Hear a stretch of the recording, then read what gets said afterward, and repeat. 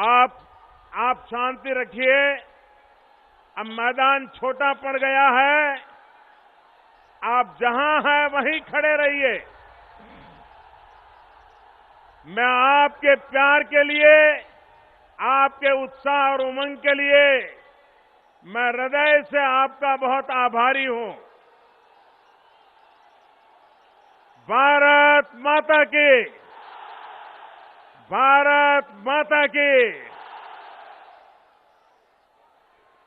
ये दृश्य देखने के बाद मुझे समझ आ रहा है कि दीदी हिंसा पर क्यों उतर आई है।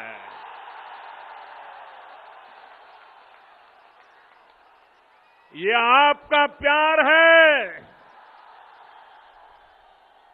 जिसके डर के कारण लोकतंत्र का बचाव के नाटक करने वाले लोग निर्दोष लोगों की हत्या करने पर तुले हुए हैं।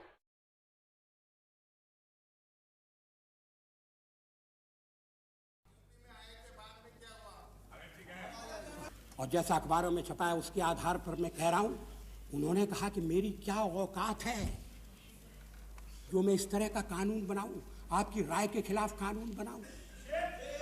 मेरी क्या औकात है। भारत का प्रधानमंत्री इस भाषा में बोले, मुझे पसंद है।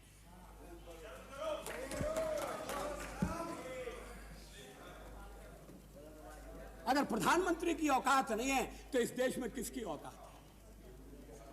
वो सबसे बड़े प्रतिनिधि।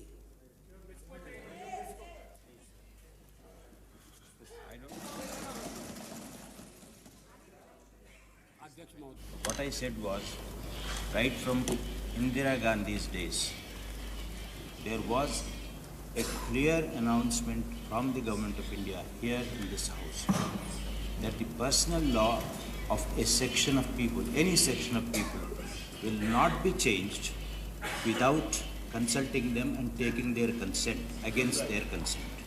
This is exactly what I said at that meeting. हाल में हमारे एक पड़ोस में भी एक झगड़ा उठ गया। आपको तो मालूम है कि हमारी नीति हमेशा दोस्ती की रही है और हमने कोई रास्ता नहीं छोड़ा जिससे कि दोस्ती और मजबूत न हो, चाहे पाकिस्तान से या बांग्लादेश या नेपाल या श्रीलंका। ये हैं हमारे निकट के पड़ोसी। पाकिस्तान में बहुत वर्ष पहले जब जवाहरलाल नेहरू प्रधानमंत्री थे तब उन्होंने सुझाव दिया था जिसके हम एक दूसरे से लड़ाई न करें, इस पे समझौता हो। और उस बात को अलग अलग रूप में पहले पूज्य शास्त्री जी ने और फिर मैंने उसको दोहराया, लेकिन बराबर उसको वो ठुकराते गए। अब जाके कुछ साल पहले, अब के जब मैं प्रधानमंत्री बनी, जिस समय उनको बाहर से नवीन प्रकार के जोरदार शस्त्र हथियार मिले, उसके साथ साथ उन्होंने एक ये भी जोड़ दिया उसके बाद में कि ऐसा समझौता होना चाहिए। हमें इस समझौते से कोई विरोध नहीं है हमारा इससे, हम तो स्वयं चाहते हैं। लेकिन हमने एक बात कही कि अभी तक आप इसको ठुकराते रहे, अब आप उठा रहे हैं इसको, तो क्या इसके लिए एक वातावरण अच्छा नहीं बनाना चाहिए? और उसके लिए क्या हम एक समझौता नहीं कर सकते हैं दोस्ती का, सहयोग का और शांति का? अगर ये समझौता हम करते हैं तो स्वाभाविक है कि लड़ाई होएगी नहीं। वैसे तो ये सब बातें शिमला समझौते में आ गई थीं, लिखित हैं, दोनों देशों के दस्तखत हैं। लेकिन अगर वो नहीं चाहते उस समझौते को तो एक इस प्रकार का नया समझौता हो सकता। लेकिन कहना कि हम दोस्ती, सहयोग और शांति का समझौता नहीं करेंगे लेकिन हम ये समझौता करेंगे कि लड़ाई न हो, तो मैं आपसे पूछती हूँ मेरे भाइयों और बहनों कि ये चीज़ में कैसे चल सकती है। Lal Bahadur Shastri became India's second Prime Minister after Jawaharlal Nehru died of a heart attack in 1964. He served one of the shortest yet eventful stints as the country's premier.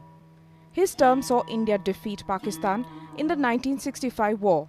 That made him a national hero. अगर तलवार की नोक पर या atom bomb के डर से कोई हमारे देश को झुकाना चाहे, दबाना चाहे, ये देश हमारा दबने वाला नहीं। तो एक सरकार के नाते हमारा क्या जवाब हो सकता है सिवाय इसके कि हम हथियारों का जवाब हथियारों से दें। To add to Shastri's challenges, the country was also hit by a severe grain shortage. His slogan of Jai Jawan, Jai Kisan, that translates to Hail the soldier, hail the farmer, galvanized the nation and transformed him from a nondescript leader to a respected statesman. Shastri ji का जो रूप निखरा उसने सारे देश को मुग्ध कर दिया। शास्त्री जी का कद अचानक बहुत ऊंचा हो गया। His stint abruptly came to an end with his death in Tashkent, a day after signing the Tashkent Agreement between India and Pakistan in 1966. That was meant to broker peace between the warring neighbors over the Kashmir dispute. The agreement failed to achieve much and was widely criticized. Shastri's death, however, overshadowed it all and paved the way for the establishment of the Nehru-Gandhi dynasty, with Indira Gandhi taking